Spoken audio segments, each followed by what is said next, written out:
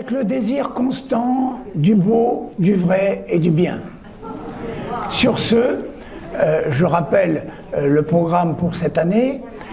Nous terminons avec 2 peintres moins importants de la fin du Quattrocento, puis nous allons commencer dès aujourd'hui un parcours relatif aux Pérugiens, et après ce sera les 3 grands génies de la Renaissance italienne, de Léonard de Vinci, puis Raphaël, et puis Michel-Ange. Je crois que nous aurons un programme bien chargé. La vie artistique à Florence, et nous en arrivons à Filippino Lippi, qui est le fils de Filippo Lippi que nous avons parcouru l'année précédente. Donc, à la mort de son père en 1469, Filippo Lippi entre à l'âge de 12 ans dans l'atelier de Botticelli. Et l'influence de Botticelli va être importante sur ses premières œuvres. Et parmi les dates qui sont essentielles, vers 1484-1485, Filippino Lippi termine les fresques de la chapelle Brancacci à Florence, dans l'église du Carmine, et les fresques qui avaient été interrompues par la mort de Masaccio en 1428, ces fresques pour la période de Masaccio que nous avions également vu l'année précédente. C'est son chantier, l'un des plus importants. Ensuite, il va aller à Rome pendant plusieurs années, de 1489 à 1493, et à la fin du siècle, diverses villes d'Italie du Nord, Bologne, Gênes et autres, vont lui commander des œuvres dans lesquelles s'exprime un esprit un peu extravagant, des formes tourmentées et une exagération décorative. Ce sont plutôt donc des œuvres avant cette période que nous allons voir, quelques-unes pour le situer dans la vie artistique florentine. Commençons donc par cette Vierge à la Grenade. Ce tableau est très probablement la réplique par Filippino Lippi d'un original de Botticelli qui a été perdu. Je cite le cartel: l'artiste cherche à figurer de manière audacieuse l'enfant en mouvement dans des postures parfois contorsionnées. Quant à la grenade que l'enfant Jésus tient dans sa main, elle est associée depuis l'Antiquité à la mort et annonce le destin de l'enfant Jésus. On retrouve évidemment les éléments qu'on avait chez Filippo Lippi, la présence de ces 2 anges, évidemment dans une composition un petit peu différente, et ici inspirée donc de Botticelli. Les 2 anges ne sont pas aussi espiègles que ceux qu'on avait vus pour Filippo Lippi, le père.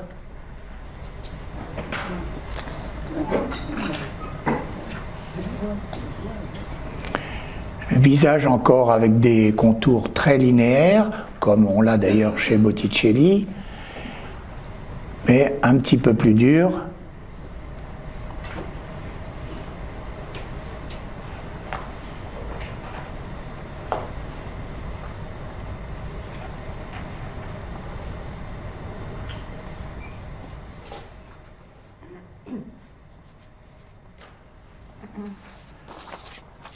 Un autre tableau, parmi les plus importants, même s'il n'est pas de grande taille, le Choix d'Esther par Assuérus.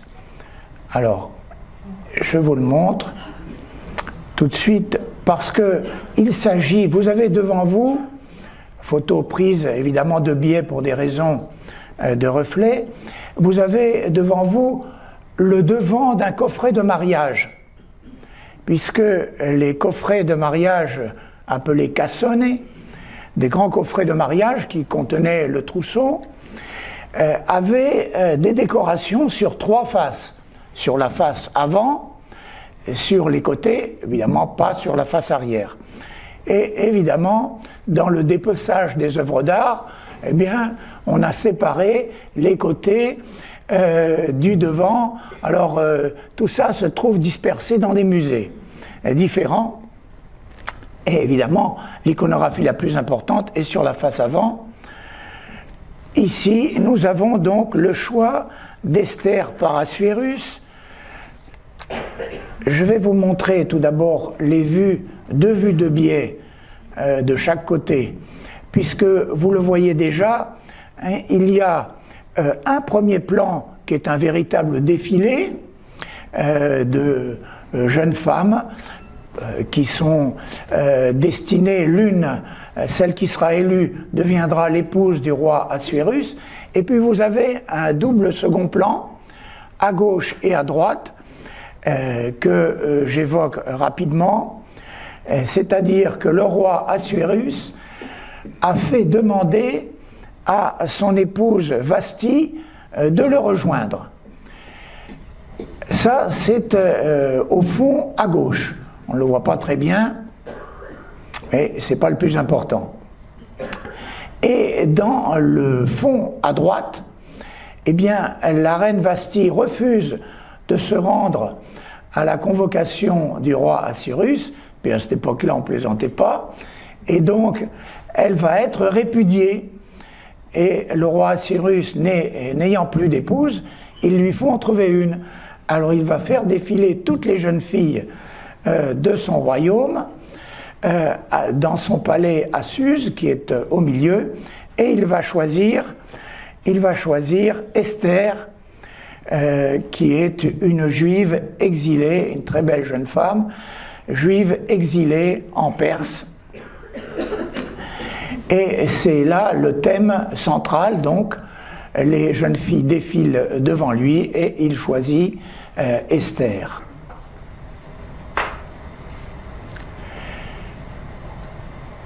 Voilà, j'en viens maintenant au détail central. C'est ici Esther qui passe devant le roi Assuérus assis sur son trône, et c'est elle qu'il va choisir.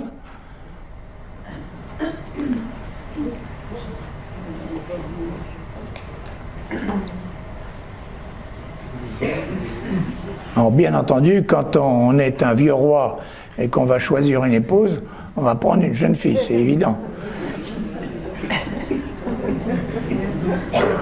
Voilà. Ça se présente un peu comme une scène de théâtre avec ce défilé des jeunes filles. Et je reviens un tout petit peu en arrière parce qu'il y a une chose que je trouve très bien dans ce tableau, une réussite, c'est la perspective. On a vraiment l'impression de se trouver devant une salle avec deux plans complètement différents. C'est une des plus belles réussites pour moi de perspective, qu'il maîtrisait parfaitement d'ailleurs, Filippino Lippi. Même si je ne peux pas vous le montrer hein, de face exactement, mais avec les deux côtés, on s'en rend compte. Je reviens donc au détail. Voilà, les jeunes filles qui défilent. Et alors là, on voit à droite, quand même dans ce second plan, on voit à droite, avec les colonnes séparatives, à gauche du second plan, vous voyez que le roi retire la couronne de la reine Vasthi, puisque elle est répudiée pour avoir refusé de se rendre à la convocation du roi Assuérus. Parce qu'avec le roi Assuérus, comme sans doute à l'époque, quand l'épouse est convoquée, elle doit venir, mais quand elle n'est pas convoquée, elle ne doit pas venir sous peine de mort. Et ça va être le thème de notre second Cassone. Et là, on voit au milieu du second plan, on voit qu'elle est assise et encore couronnée, mais elle va être découronnée. Et maintenant, le second Cassone est également, comme le premier, j'ai oublié de vous le dire, une réalisation de Filippino Lippi sur une conception de Botticelli, dont vous allez voir d'ailleurs l'une de ces manières au niveau de la composition reproduite ici. Voilà l'ensemble de la face avant du Cassone qui comporte 3 scènes de l'histoire d'Esther, qui se trouve évidemment dans un des livres bibliques, un livre d'ailleurs refusé par les Juifs, admis par le christianisme, mais refusé par les Juifs qui ne l'incorporent pas dans la Bible. Donc 3 scènes de l'histoire d'Esther. On va rentrer évidemment dans le détail. À gauche, c'est la lamentation de Mardochée, Mardochée qui est l'oncle d'Esther et qui supplie la reine Esther d'intercéder auprès du roi Assuérus, son mari, pour les Juifs menacés d'extermination par un édit d'Assuérus pris sur l'invitation du grand vizir Aman. Au centre, c'est évidemment la reine Esther qui va venir devant le roi Assuérus, et à droite, ça va être la condamnation et l'exécution d'Aman. Donc, je parle maintenant de la scène centrale, la deuxième. Esther va braver l'interdiction de venir devant le roi sans avoir été appelée par celui-ci. Donc ça, c'est sous peine de mort. Elle brave cette interdiction et elle vient devant le roi. On voit ici, on le verra mieux dans les détails, qu'elle s'évanouit et qu'elle est soutenue, mais le roi est attendri, elle lui tend son sceptre en signe de pardon et fait droit à sa demande. Ce qui nous amène à la troisième scène à droite, qu'on verra un peu mieux tout à l'heure, qui est que Aman, évidemment, sentant le vent tourner, vient demander la grâce d'Esther, mais intervient le roi Assuérus qui s'y oppose, et Aman, on le voit au fond, on le devine déjà, est pendu sur le gibet qu'il avait préparé pour Mardochée. La situation est donc retournée, comme ça arrive assez souvent, dans des livres bibliques. Alors déjà, voilà, je vous montre les 2 scènes, celle de gauche et la scène centrale, où l'on voit d'ailleurs les corps courbés des 2 femmes, tout à fait dans le style de Botticelli que nous avons vu il n'y a pas très longtemps dans un des tableaux, un de ces petits tableaux. Voilà la moitié droite. Et maintenant, on va entrer un peu plus dans le détail. Voilà, scène de gauche donc, la lamentation de Mardochée qui est assis et qui prie Esther d'intercéder auprès d'Assuérus. Là aussi, la perspective est remarquablement réussie. Et voilà la scène centrale, avec Esther qui s'évanouit et qui est soutenue, et le roi Assuérus qui tend son sceptre pour lui montrer qu'il lui pardonne ce manquement à la règle. Vous voyez, tout ça dans un palais bien Renaissance avec des pilastres cannelés. On approche un peu plus.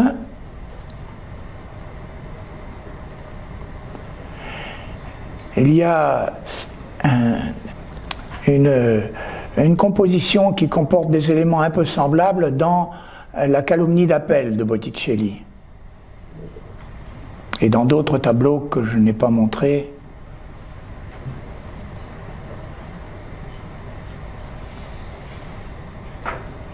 Et voilà la scène de droite, où l'on voit à droite Aman qui sollicite de la reine Esther sur un trône, assis sur un trône, son indulgence, mais arrive avec son vêtement bleu clair, Assuérus qui dit pas question, et l'on voit au fond donc la pendaison d'Aman.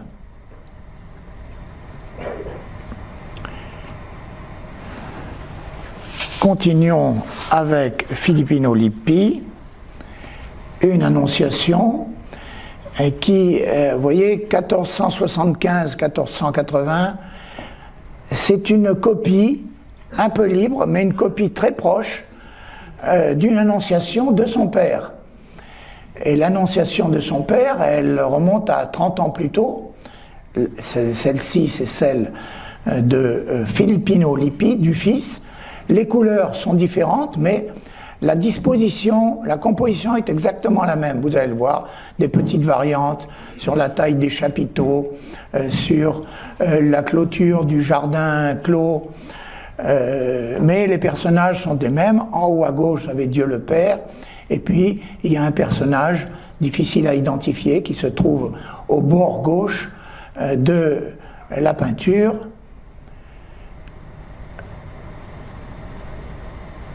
Et je rappelle donc pour comparaison celle du père, donc vers 1445, voilà le haut, parce que c'est une peinture presque carrée.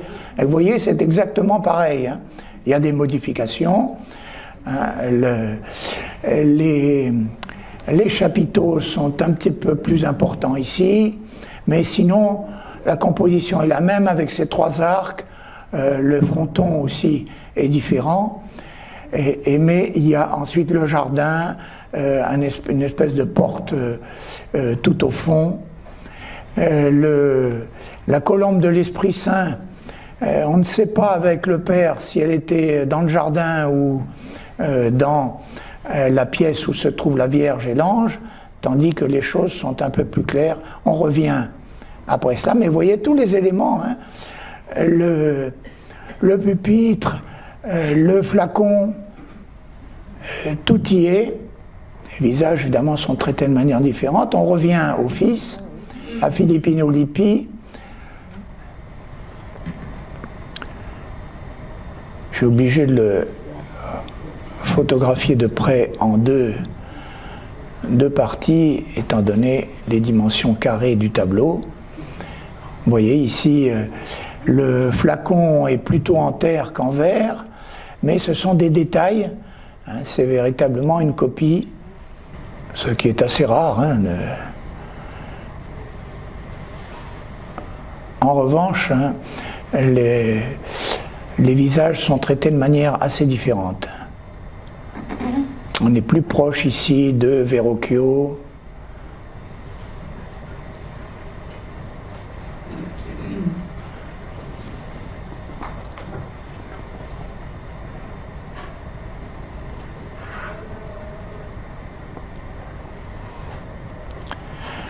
Une autre annonciation, mais différente, puisque ce sont des tondi, hein, des tableaux ronds.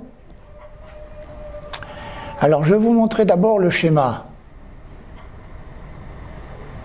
Voilà, le schéma, puisque le tableau a été analysé dans un livre magnifique, hein, qui je pense est d'ailleurs toujours disponible, s'appelle L'Annonciation italienne, de Daniel Arras. Les photos sont... Alors tout est sur le thème de l'Annonciation. Arras dit en sous-titre « Une affaire de perspective ». Et c'est un très très beau livre qui n'est pas très très cher et qui contient plus d'une centaine d'annonciations de la Renaissance italienne. C'est absolument magnifique. C'est un livre indispensable, enfin, quand on veut entrer dans cette question notamment de l'Annonciation. Alors, pour vous montrer deux éléments du schéma, vous allez voir sur les tondis eux-mêmes. D'une part, il y a un pavement commun aux deux figures qui laisse entendre une continuité d'un même lieu. Hein, la Vierge et l'ange sont peints dans un même lieu. Et pourtant, il est impossible, nous dit Daniel Arras, de raccorder logiquement les architectures feintes des deux panneaux, puisque nous allons le voir, du côté de l'ange, le portique qui se trouve au fond est beaucoup plus éloigné que le paysage qui se trouve dans le tondo de la Vierge. Ce qui fait que, en fait, ces deux tondis correspondent chacun à des lignes perspectives propres. Il n'y a pas de perspective commune. Et c'est ce que montre le schéma établi par Daniel Arras. On n'a pas besoin de rentrer dans le détail, mais chaque tondo a sa perspective propre.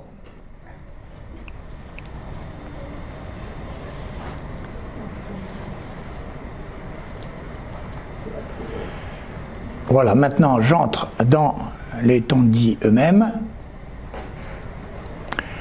Donc l'ange, avec ce sol qui est identique dans les deux tondis, remarquons une partie de colonne à gauche pour laquelle Daniel Arras considère que c'est un élément symbolique à confronter avec un élément qui se trouve, lui, sur le tondo de la Vierge Marie qu'on va voir en suivant. Je rappelle que ces tableaux circulaires sont une invention de la Renaissance florentine au milieu du Quattrocento.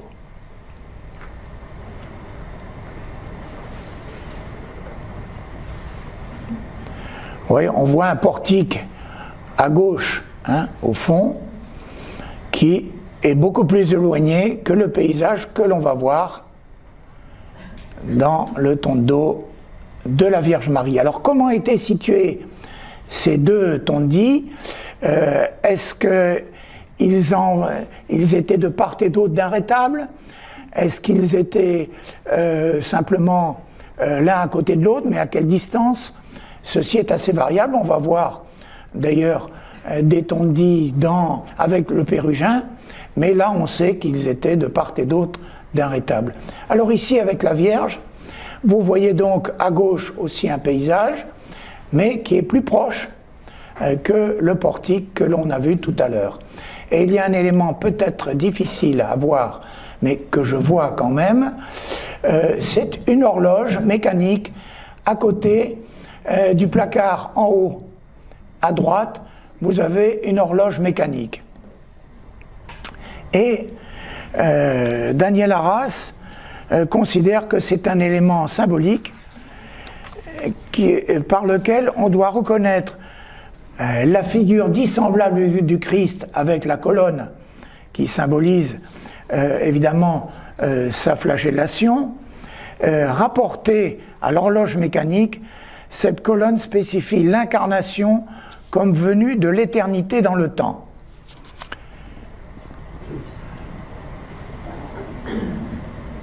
Alors, je ne suis pas sûr de ce que cette interprétation soit parfaite. Elle est possible. Voilà, là, je ne sais pas si on voit. Non, on voit pas, mais on verra pas mieux. L'horloge.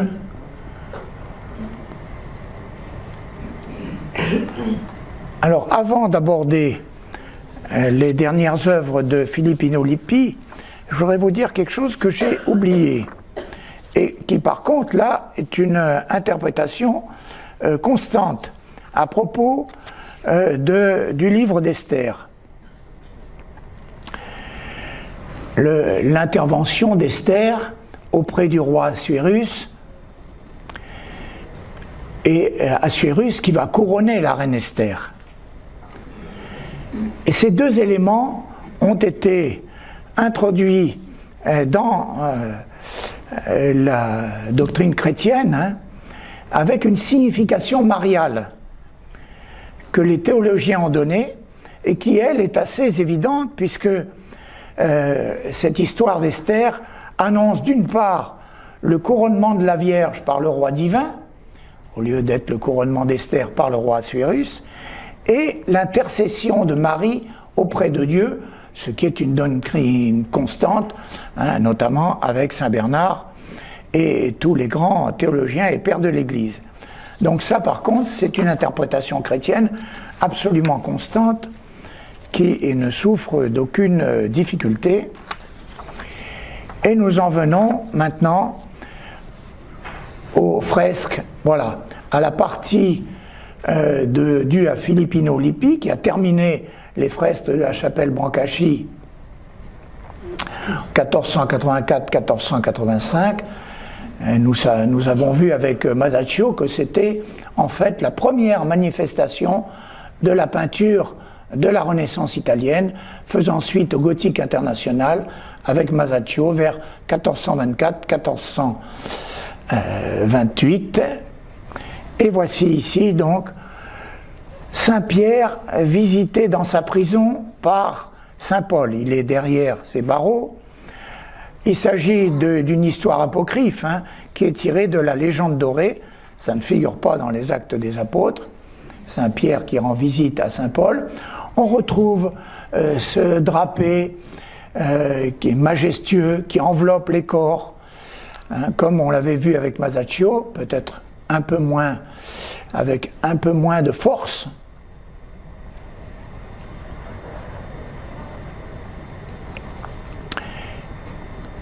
Et puis un autre épisode complémentaire qui lui figure dans les Actes des Apôtres au chapitre 12, qui est Saint-Pierre libéré de sa prison. On voit d'ailleurs un garde qui est endormi et l'ange qui accompagne Pierre dans sa libération. Si vous voulez plus de précision, je vous renvoie aux Actes des Apôtres. Et puis une fresque plus importante dans ses dimensions, la dispute et le martyre de Saint-Pierre, qui sont sur une même fresque. Ça c'est la partie droite, avec la dispute de Saint-Pierre avec Simon le magicien. Ça aussi c'est une histoire apocryphe, ça figure seulement dans la légende dorée. Simon le magicien. Alors les trois personnes qui sont le plus à gauche. Nous avons le plus à gauche qui est Simon le magicien, qui est une sorte de sorcier ayant la faveur de l'empereur Néron, qui est assis sur son trône, qui est une idole étendue aux pieds de l'empereur Néron.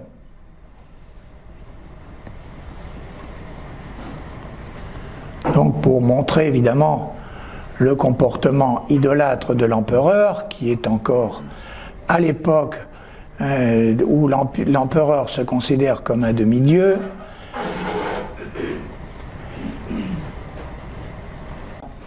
Alors à la gauche de la fresque, puisque vous voyez, on aperçoit le début de la partie droite, à gauche de la fresque, qui est très large, eh bien c'est le martyre de Saint-Pierre. Alors avant ce martyre, tout au fond, vous avez une échappée avec une arcade, et au fond de cette échappée, eh bien c'est l'arrestation de Pierre sur l'ordre de Néron. Et Pierre, n'étant pas citoyen romain, devait être crucifié, puisque s'il était citoyen romain, il aurait été décapité, ce qui était le cas de Paul, mais Pierre, lui, n'est pas citoyen romain, et il est donc crucifié, mais par humilité, il a voulu être crucifié la tête en bas. Ça aussi, c'est de la légende, puisqu'on ne sait pas comment est mort exactement Pierre. On sait que, n'étant pas citoyen romain, il n'a pas été décapité.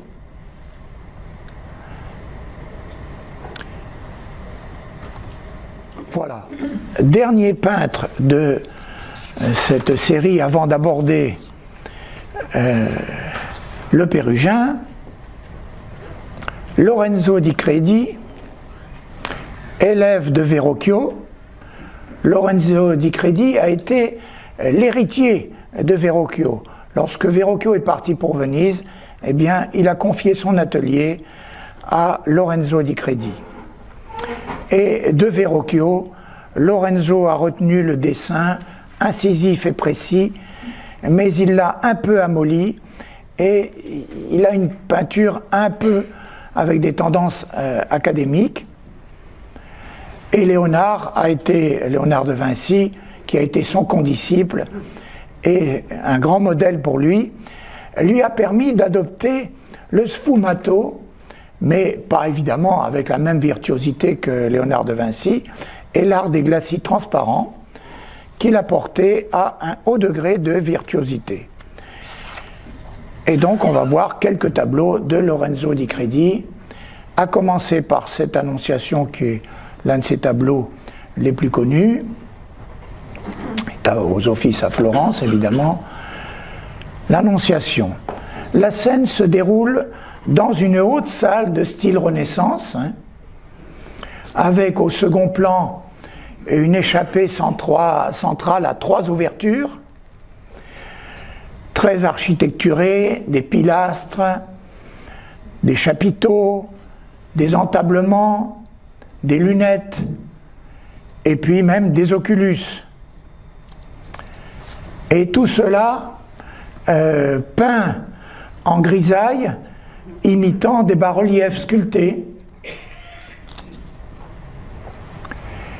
Et puis, au-delà de cette fenestrage tripartite, nous avons un portique dont on voit 2 colonnes.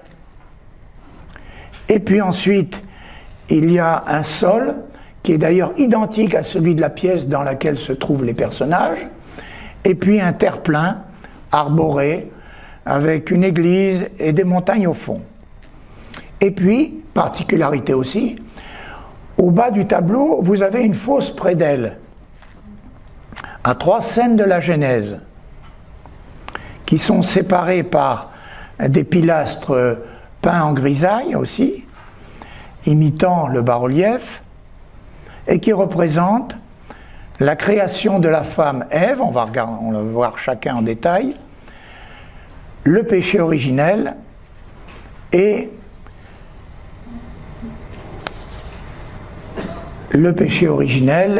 l'expulsion du paradis. Tout ceci fait que cette fausse prédelle s'oppose à l'Annonciation, puisque Marie est considérée dès les premiers théologiens, au IIe et IIIe siècle, comme la nouvelle Ève, eh bien, manifeste son obéissance, s'opposant à la désobéissance de la première Ève, spécialement pour saint Irénée, dans son grand ouvrage contre les hérésies. Alors, regardons le détail du tableau. Voilà évidemment cette représentation purement Renaissance, avec les bas-reliefs imités en grisaille,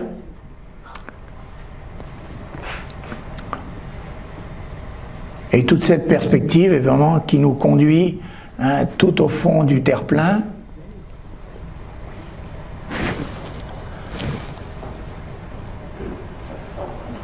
Ça fait partie des grandes annonciations de la Renaissance italienne, et bien entendu elle est traitée dans le livre de Daniel Arras, qui ne l'a pas oublié.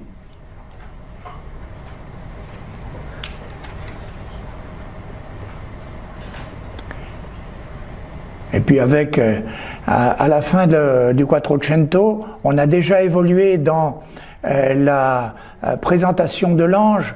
Il n'est pas simplement agenouillé, il est en mouvement.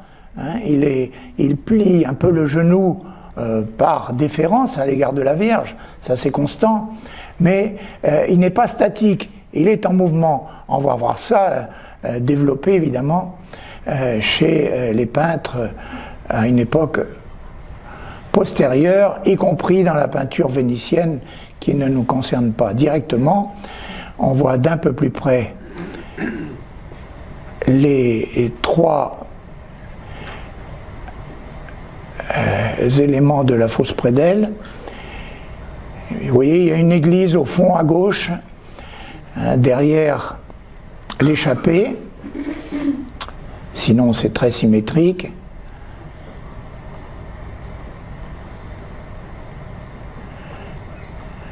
Et cette tête penchée aussi de l'ange qu'on va retrouver très fréquemment chez Léonard de Vinci.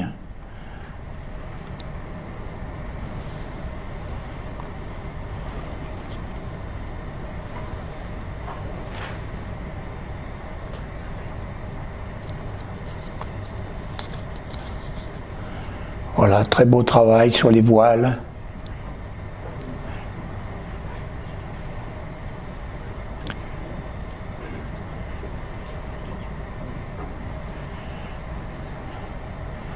Et voilà donc les trois éléments de la fausse prédelle, la création de la femme. J'ai entendu récemment, d'ailleurs, j'ai vu sur Arte, la critique, comment se fait-il que la femme soit simplement sortie d'un tout petit morceau de l'homme? La côte, c'est peu de choses par rapport à tout le corps. Bon. Le féminisme est partout, quoi. Bon, c'est évidemment symbolique, personne n'était là pour regarder la création d'Ève par Adam. D'ailleurs, Dieu le Père avait pris soin de lui donner un grand sommeil pour que lui ne voit rien. C'était une intervention chirurgicale, voilà, avec entièrement endormi. Et voilà le péché originel. Bon, là, ils sont à égalité, hein, ils sont tous les deux aussi pécheurs. Et voilà l'expulsion du paradis.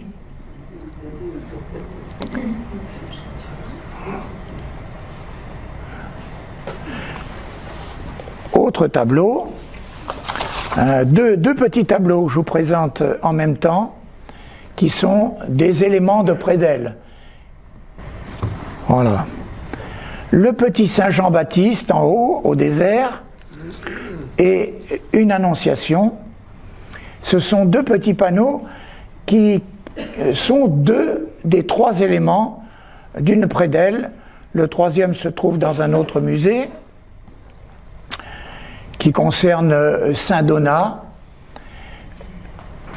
alors que le Louvre donc dispose de Saint Jean-Baptiste partant au désert de Judée, et puis au centre l'Annonciation bien sûr,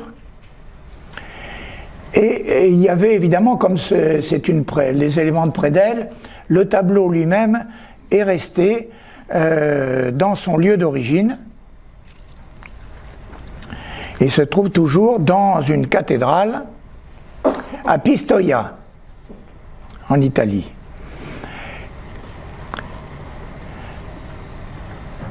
L'exécution du rétable était encore inachevée en 1485 et fut confiée parce qu'à l'origine c'est une commande pour Verrocchio. Mais Verrocchio est parti sur Venise et n'a donc pas réalisé ce tableau. C'est donc dans son atelier qu'on est allé chercher évidemment le peintre, en l'espèce Lorenzo di Credi. Alors nous allons voir prochainement, d'ici quelques semaines, nous verrons Léonard de Vinci, dont l'Annonciation comporte des éléments très comparables à celle-ci, qui est toute petite. Celle-ci fait 16 cm de haut, hein, cette Annonciation. Mais elle est très large, tout comme celle de Léonard de Vinci, avec une position de l'ange très ressemblante. Même chose pour ce qui concerne le sorte de parapet, hein, qui se trouve derrière l'ange, avec aussi le paysage. Et pour ce qui concerne la Vierge, même chose, non pas dans sa position parce qu'elle est assise chez Léonard de Vinci, mais les bancs qui sont derrière. Et c'est pourquoi moi j'ai connu un cartel de ce tableau qui était attribué à Léonard de Vinci. Bon, ça fait longtemps qu'il a été retiré, et maintenant, la plupart des historiens de l'art, mais pas tous, il y en a encore quelques-uns qui considèrent qu'on l'attribue à Léonard de Vinci. Mais c'est tout à fait marginal. Dans tous les livres sur Léonard de Vinci, cette œuvre a été retirée depuis longtemps. Mais donc c'est intéressant pour notamment la perspective, et on va regarder un petit peu plus en détail, voilà. Et franchement, on peut penser dans la position de l'ange, hein, comme dans l'environnement autour de lui, a une influence. Léonard de Vinci a été jusqu'en 1482 à Florence, hein. Vinci c'est pas loin de Florence, et il a fait son apprentissage chez Verrocchio. C'est donc d'abord un peintre florentin. De même, séparant l'ange et la Vierge, nous avons ici non pas pas un pupitre, mais j'ai pas le nom en tête, un objet qui sert pour le chant à plusieurs voix. Alors les chanteurs se mettent de part et d'autre du lutrin, voilà. Hein, c'est un lutrin, et vous verrez avec Léonard de Vinci qui a utilisé un autre élément mobilier très sculpté, mais si on enlève cet élément central, eh bien on se retrouve dans l'ambiance de Léonard de Vinci et Lorenzo di Credi. Voilà, par contre, la Vierge, elle est assise chez Léonard de Vinci.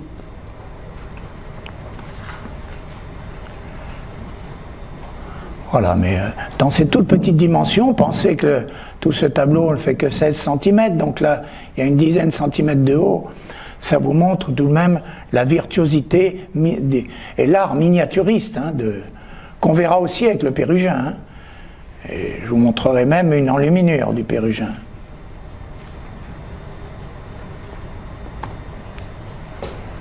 Voilà un tableau plus important dans ses dimensions. Vierge à l'enfant et deux saints qui sont Saint-Julien à gauche et Saint-Nicolas de Bari à droite. Là aussi vous retrouvez hein, cette imitation des bas-reliefs en grisaille, la tête penchée à gauche qui fait aussi penser à certains visages de Léonard de Vinci.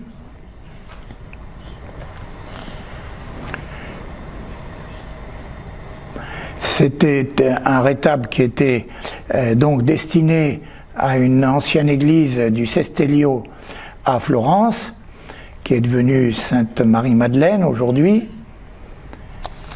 Et la prédelle, là c'est l'inverse, la prédelle est restée dans l'église. Alors on va regarder un peu en détail hein, ce très beau tableau.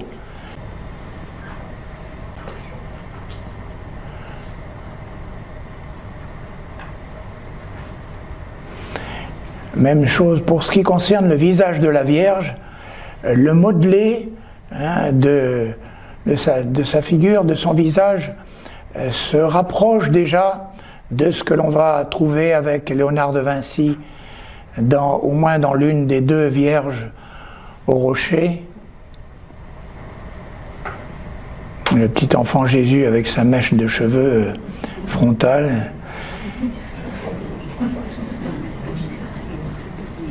En position un peu déséquilibrée, hein, et qui bénit.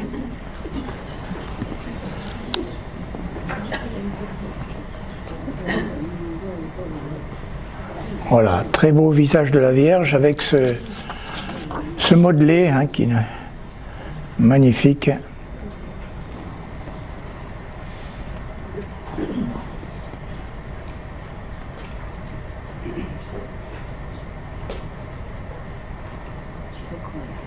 Voilà, avec aussi cette tendance à ce que les contours c'est pas encore du sfumato complet comme chez Léonard de Vinci, mais les contours sont déjà adoucis par rapport à ce qu'on a pu voir, ne serait-ce que tout à l'heure, avec Filippino Lippi.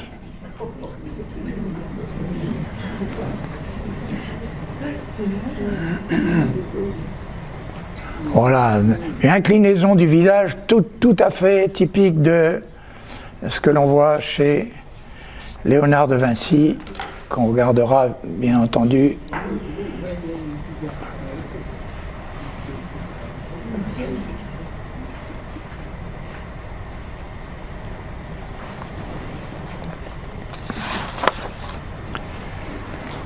Et on va terminer avec l'adoration des bergers,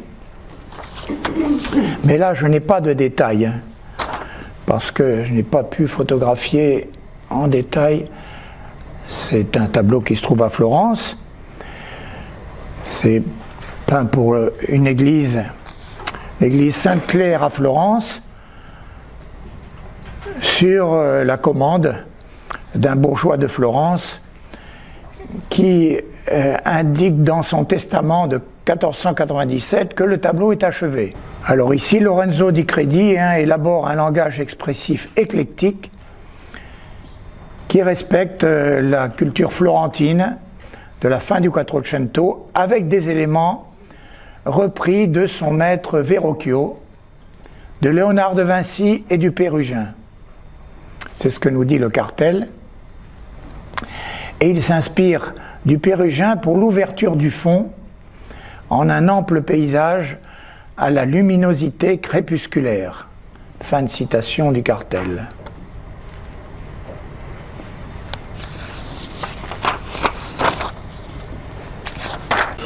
Ça va pour l'instant, vous survivez, quoi. Bon. Alors, il faut quand même dire quelques mots du Pérugin. La plus grande gloire du Pérugin, c'est pas moi. Le Pérugin, naissance de Pietro Vanucci, surnommé le Pérugin, VANU2CI, il est né près de Pérouse, à Città della Pieve.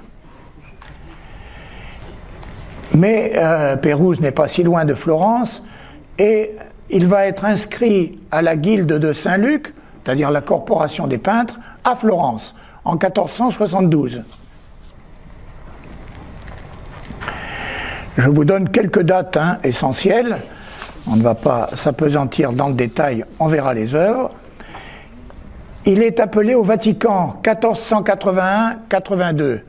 C'est quelque chose qu'on a déjà vu avec d'autres peintres, avec Botticelli en particulier, puisque plusieurs grands peintres de Florence vont être appelés par le pape Sixte IV, 1481-82, pour réaliser des fresques sur les murs de la chapelle Sixtine. Et lui, le Pérugin, va réaliser 3 fresques.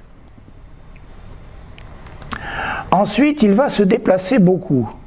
De 1482 à 1500, il se déplace sans cesse entre Rome, Florence et Pérouse, et il dirige simultanément 2 ateliers, à Florence et Pérouse. Il séjourne aussi à Venise à plusieurs reprises. Et durant cette période, de 1482 à 1500 à peu près, il est probablement le peintre italien le plus recherché, à la tête d'un grand atelier avec de nombreux assistants, dont Raphaël. Sa plus grande gloire, c'est d'être le maître de Raphaël. 1493, je ne le fais pas souvent, mais je vous le dis quand même, parce qu'ils ont une vie personnelle, ces peintres.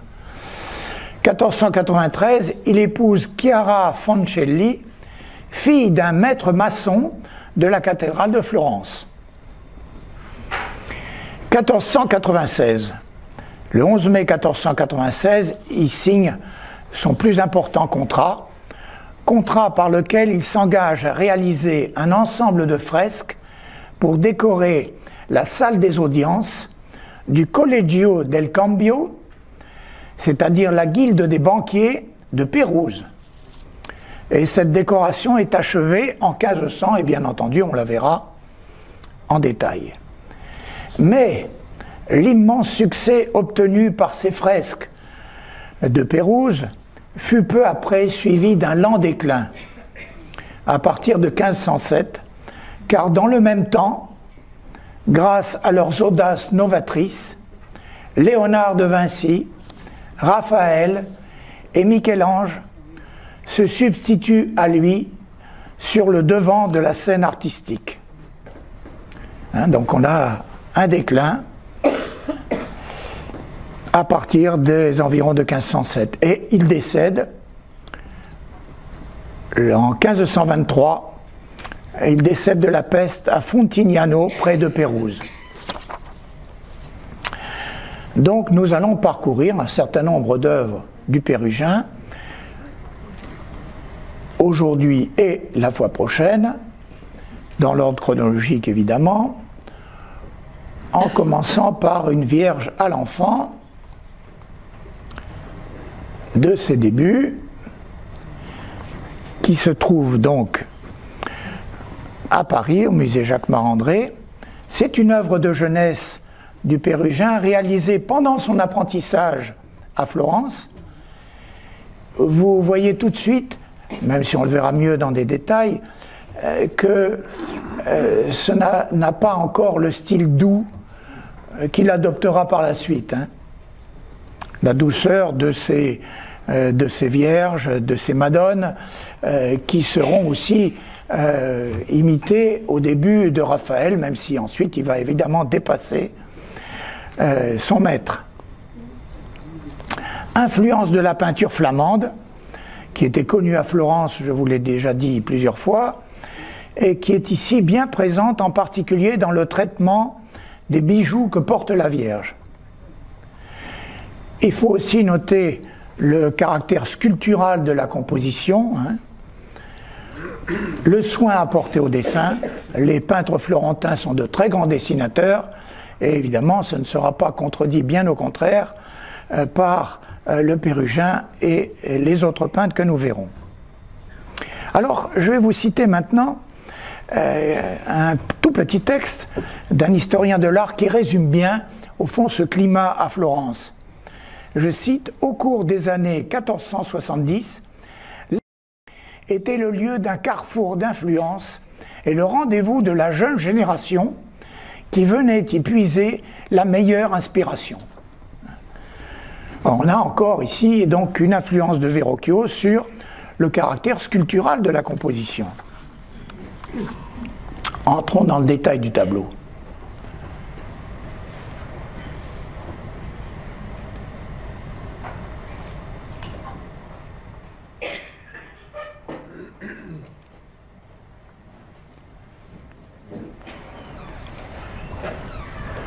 Alors, ce que vous pouvez déjà observer, une certaine géométrisation, hein, des éléments du corps, un peu excessive, la façon de faire la bouche et les lèvres, très symétrique.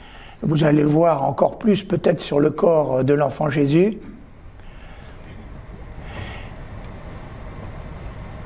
Vous voyez, hein, c'est très très symétrique. Les plis sur le bas-ventre, hein, très très symétrique, c'est plus géométrique qu'humain, quoi, hein.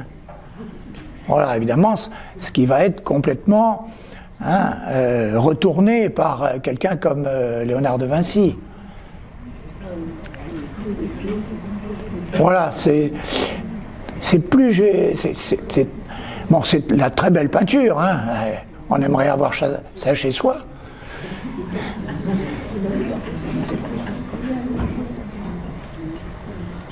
Même chose, hein, pour la symétrie absolue du visage de la Vierge, avec un menton bien allongé, mais cette façon de faire les lèvres aussi autour des yeux.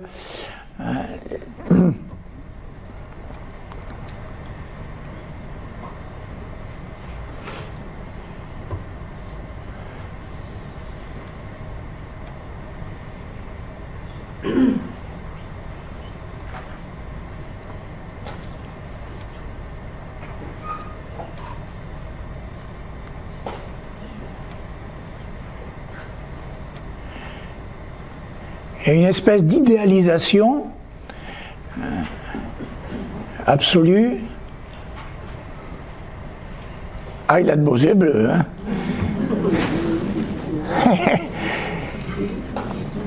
Mais si vous regardez les plis, son torse, c'est très symétrique et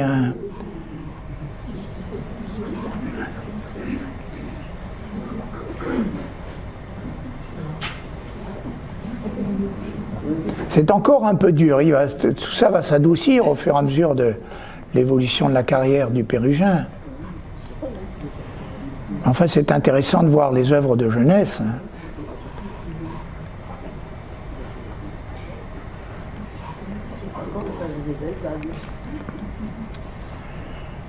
En revanche, la virtuosité, hein, les qualités de miniaturisme pour ainsi peindre le texte d'un tout petit livre d'heures il y avait des livres d'heures qui n'étaient pas plus, il y avait des livres d'heures qui n'étaient pas plus grands qu'un doigt, hein.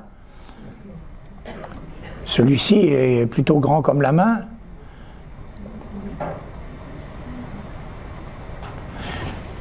Maintenant, des éléments de prédelle encore, du Pérugin cette fois, la prédelle de Saint-Jérôme.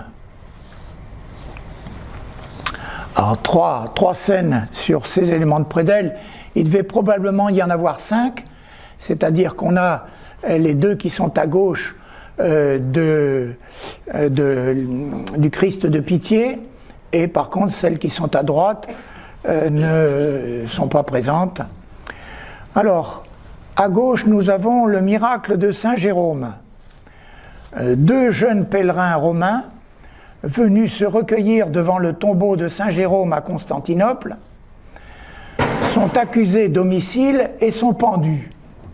On les voit ici pendus, mais par l'intervention miraculeuse de Saint Jérôme, ils restent en vie après 8 jours de pendaison, ce qui prouve leur innocence.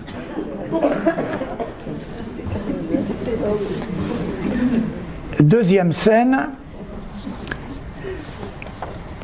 je vais vous montrer d'abord, on va regarder d'abord en détail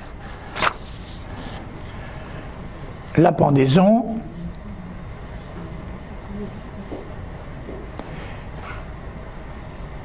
Chaque scène donc, Saint Jérôme avec ses attributs habituels, son vêtement de cardinal, qu'il n'a jamais été, puisque ça n'existait pas. Donc la dernière scène, c'est Saint Jérôme ressuscite l'évêque Andréa. Alors l'évêque se dresse sur son lit, il est ressuscité par Saint Jérôme, dont on aperçoit le vêtement cardinalice, et il est ressuscité pourquoi? Pour qu'il puisse confesser ses péchés et réparer le mal qu'il a fait.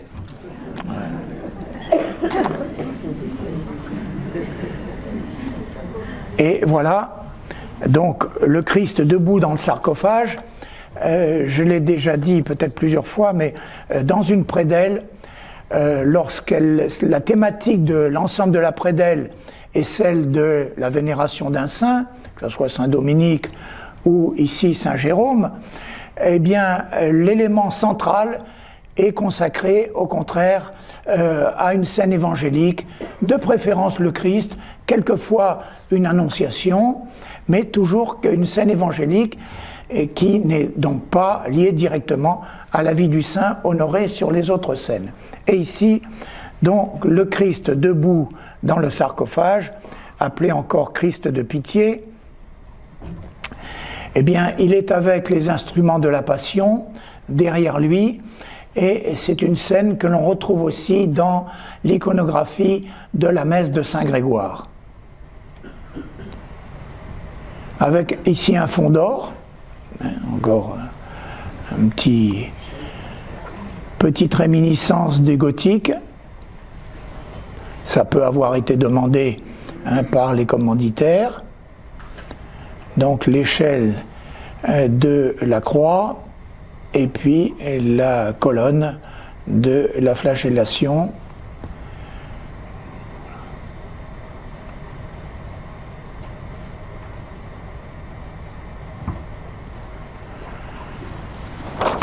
Autre tableau,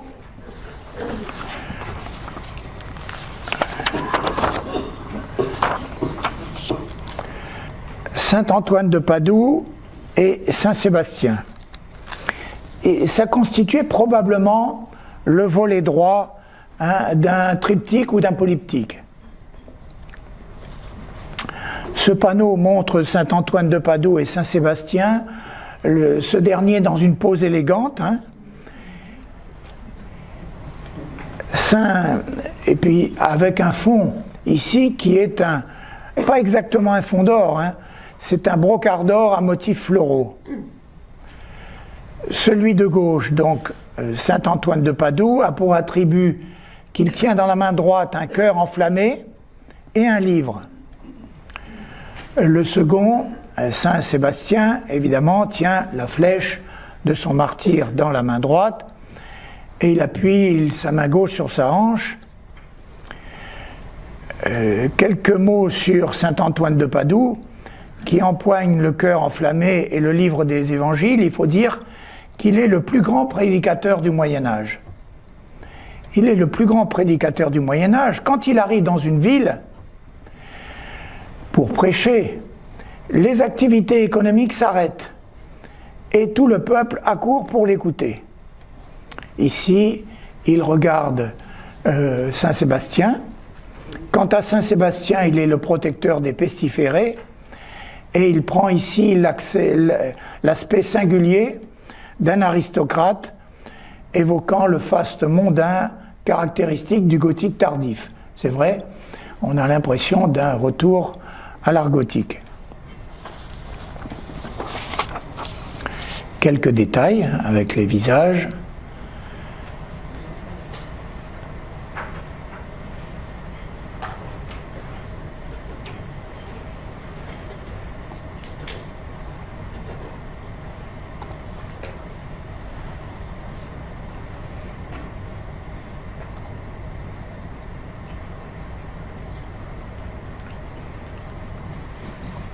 Oui, il a encore des plis très symétriques, plus géométriques. Hein.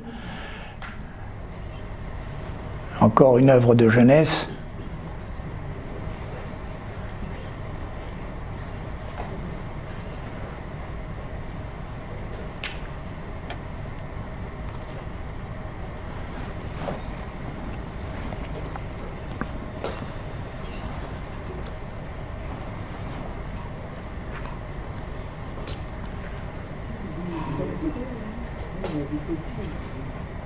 Très beau visage de Saint Sébastien. On retrouve la forme des lèvres, hein, comme on l'a vu tout à l'heure.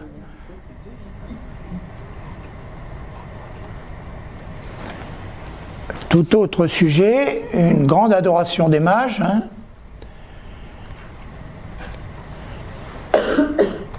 qui se trouve toujours sur place à Pérouse. C'était un retable pour l'église Santa Maria dei Servi dans un village près de Pérouse. Une peinture très lumineuse et une ambiance générale florentine avec des influences de Verrocchio pour la typologie des personnages, influence de Léonard de Vinci pour le paysage, influence aussi un peu plus antérieure de Piero della Francesca pour l'arbre du second plan. Et inspiration flamande pour la finesse des détails, visage, objets, végétation.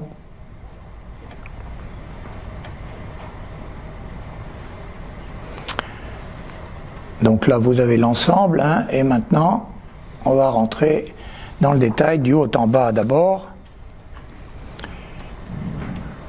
Le paysage, donc inspiré un peu de Léonard de Vinci. Et voilà nos personnages.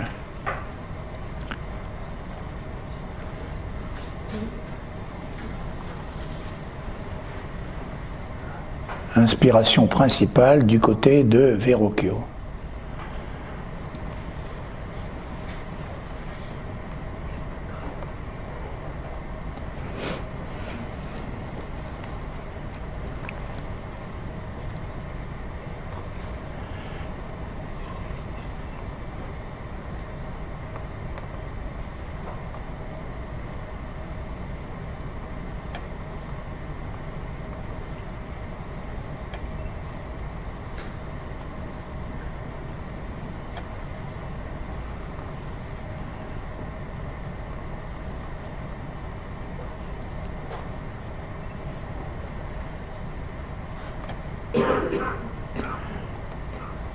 Alors l'une des qualités de ce tableau, c'est ça, ce sont les visages de ces personnages qui représentent plutôt des Florentins que des personnages bibliques, avec de magnifiques couvre-chefs Évidemment, il y a les deux des rois mages, et même les autres ont des chapeaux colorés.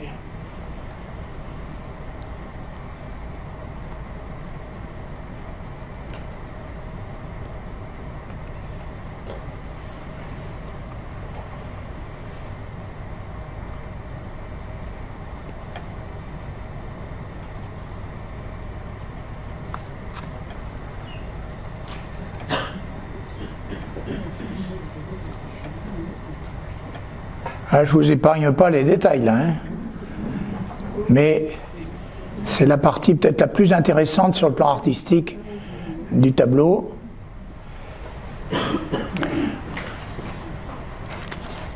Alors, une Vierge à l'enfant avec deux saints, un beau tableau qui se trouve à Chantilly. À l'origine, ce tableau se trouvait à Lucques, dans la ville italienne de Lucques, dans une église Saint-Jérôme. Évidemment, Saint-Jérôme est évoqué sur le tableau. La Vierge est en trône. Ce trône est surmonté d'ailleurs d'une conque, hein, tout un décor vraiment de style Renaissance. C'est une iconographie de la Théotokos, Mère de Dieu. Voilà. Avec une vivacité des lumières, hein, et d'opposition des couleurs remarquable.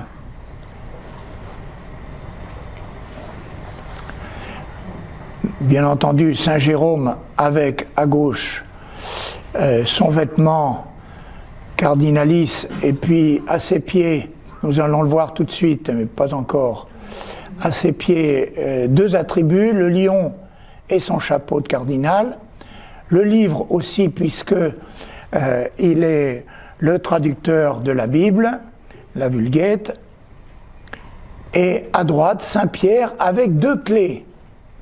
Saint Pierre avec deux clés, une clé puisque le pouvoir des clés est exprimé dans les évangiles, hein, tout ce que tu auras lié sur la terre sera lié au ciel, tout ce que tu auras délié sur la terre sera délié au ciel, et il a donc deux clés, une clé en or pour le ciel et une clé en métal, soit argent soit bronze, pour la terre.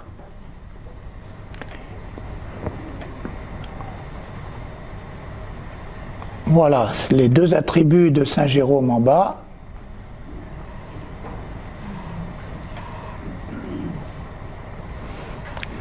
Alors déjà, on voit une évolution sur le visage de la Vierge. On va le voir.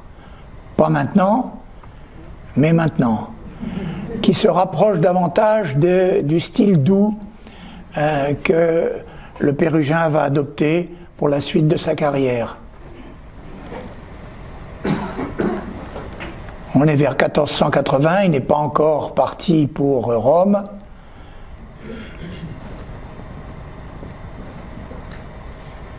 Voilà, un visage qui se rapproche des madones habituelles que l'on trouve. Même chose pour les visages d'hommes.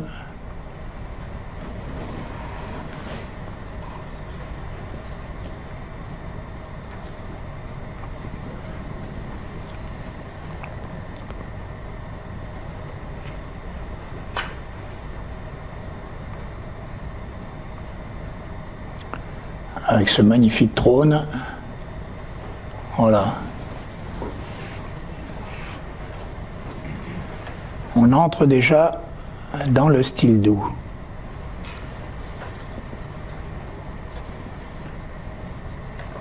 Et vous voyez la virtuosité du peintre pour montrer le relief, hein, des petits entablements, hein, dans la partie supérieure du trône.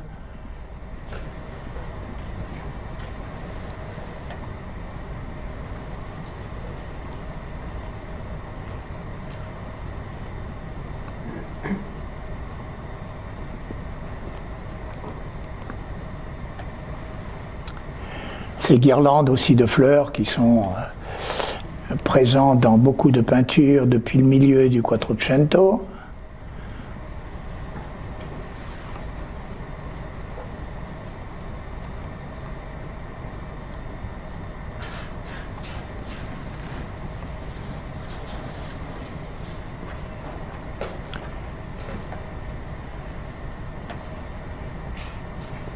Voilà, on va aborder maintenant une des œuvres les plus importantes du Pérugin, les fresques de la chapelle Sixtine. 1400 sont achevées en 1482. Il faut donner quand même quelques précisions avant d'aborder chacune d'elles. Donc 3 fresques, le voyage de Moïse en Égypte, le baptême du Christ, la remise des clés. Tout ça dans le cadre d'un programme iconographique beaucoup plus vaste, puisque vous le savez, d'autres peintres ont été sollicités par le pape pour orner l'ensemble des murs de la chapelle Sixtine. Un programme iconographique très complexe d'ailleurs, et procédant d'une pensée théologique subtile. Alors, vous voyez, thématique, le voyage de Moïse en Égypte, le baptême du Christ, eh bien, répondre déjà à 2 éléments différents que l'on peut mettre en regard. Pour le voyage de Moïse en Égypte, c'est le respect de l'ancienne alliance entre Dieu et les hommes, la loi de Moïse. Et puis, pour ce qui concerne le baptême du Christ, c'est au contraire l'établissement de la nouvelle alliance dans le sang du Christ, qui commence par ce baptême dans l'eau et se terminera par le baptême dans le sang qui est la crucifixion. Et je retiens les 3 éléments d'une prédication d'un cardinal romain à l'époque, 1482, prédication du cardinal Carvajal, la bonté et la valeur de la nouvelle alliance apportée par le Christ supplante la rigueur de l'ancienne alliance imposée par la loi mosaïque. Et l'ensemble iconographique tente aussi à exalter la primauté du pape.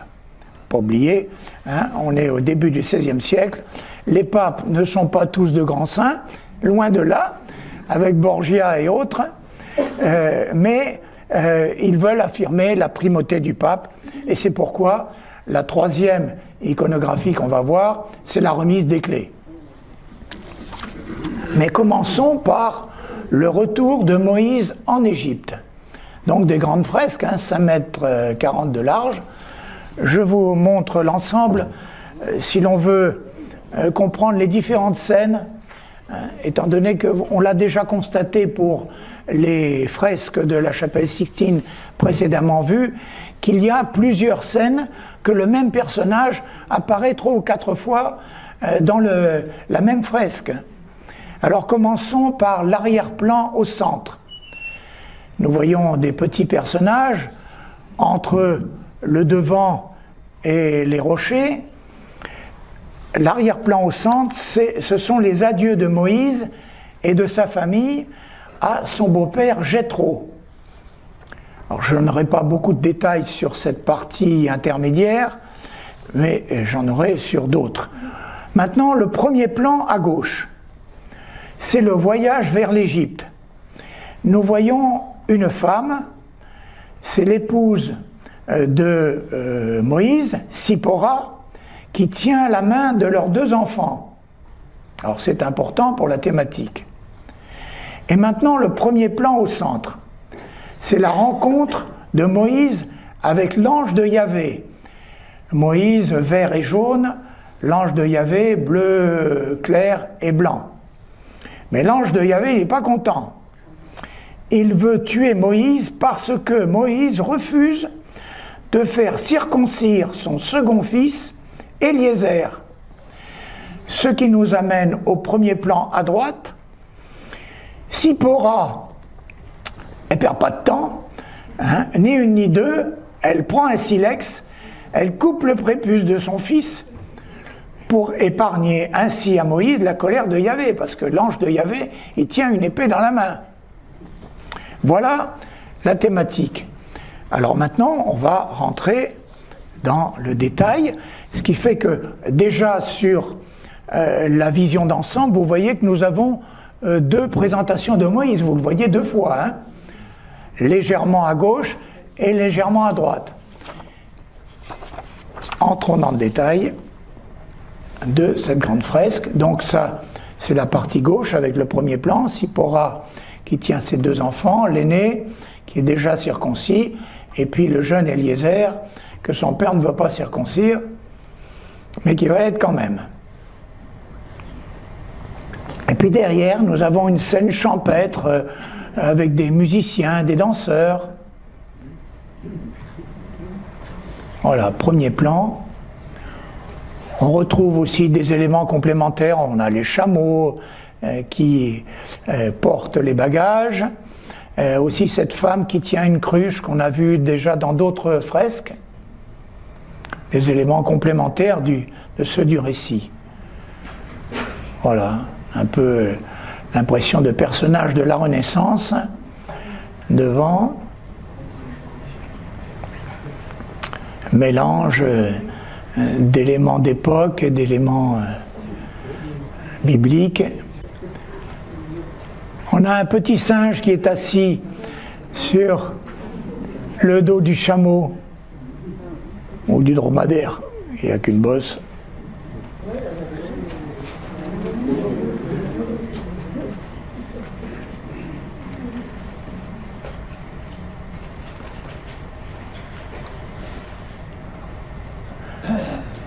Voilà, on a un peu cette scène campagnarde au fond, de danse et de musiciens.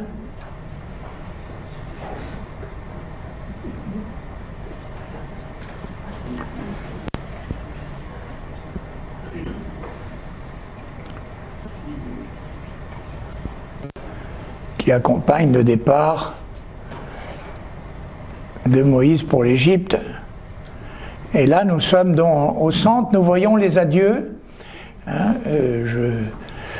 nous avons Moïse qui est en conversation d'adieu avec son beau-père Jéthro. Et puis aussi Sipora qui fait ses adieux.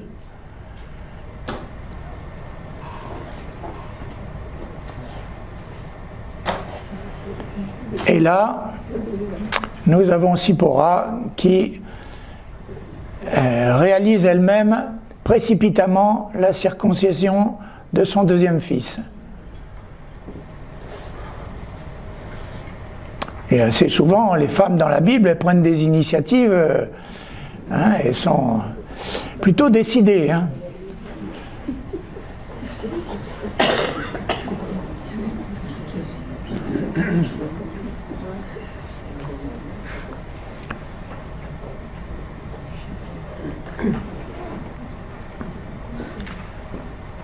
Alors, dans la généalogie du Christ, vous avez 4 femmes de forte personnalité qui sont citées au milieu de la génération masculine.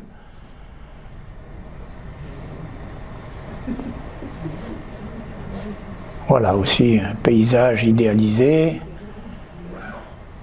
avec déjà cette tendance aussi au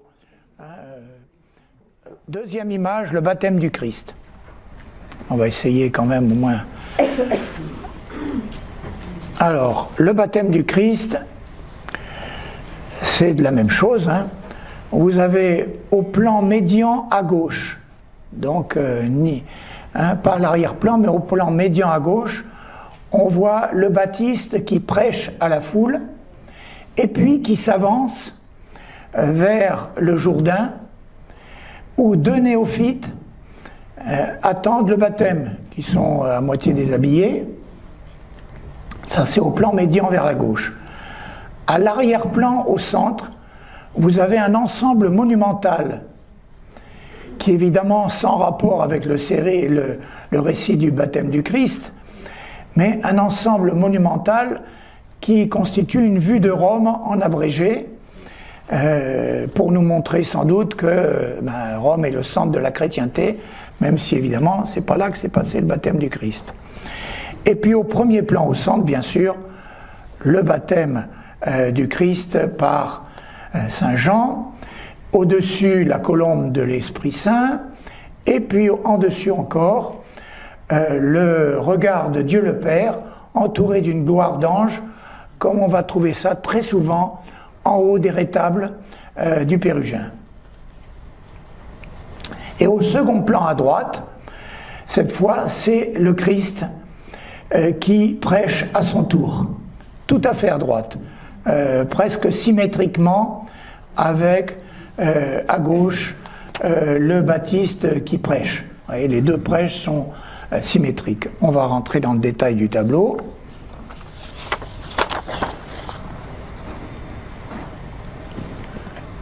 Pardon, je suis peut-être allé trop vite.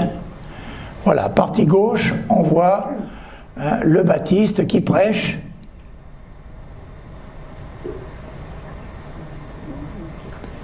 Alors, toujours la même chose, on a plein de personnages qui sont tirés de la Renaissance florentine.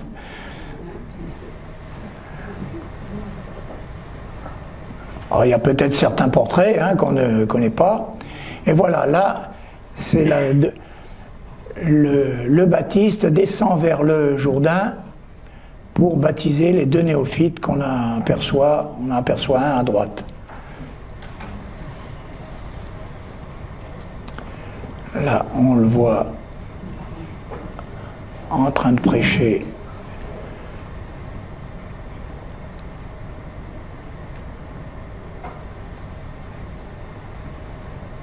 Partie centrale, le baptême du Christ, évidemment, ici dans une théophanie trinitaire, puisque on voit bien les trois personnages divins superposés.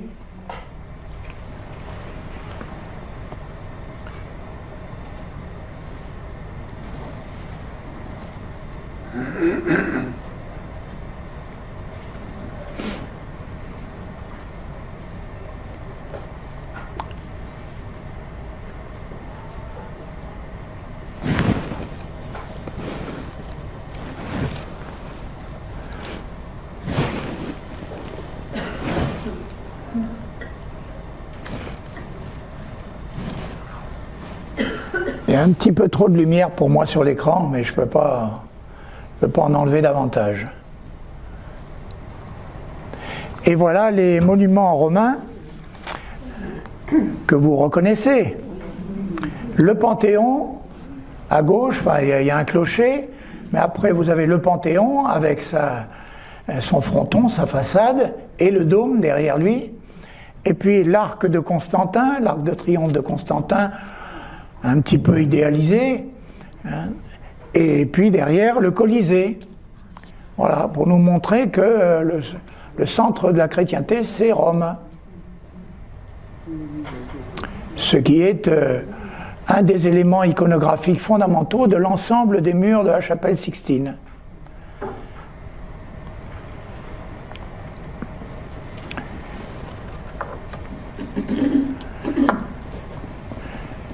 Et je vous propose de réserver la remise des clés à Pierre pour la prochaine fois, qu'on le regarde tranquillement, sans précipitation, et je vous souhaite une bonne continuation. Merci. Si cette vidéo vous a plu, vous pouvez nous rejoindre à l'Université du Temps Libre de Tarbes et de Bigorre à l'adresse utl-tb.info. Et n'oubliez pas, si ce n'est déjà fait, de vous abonner.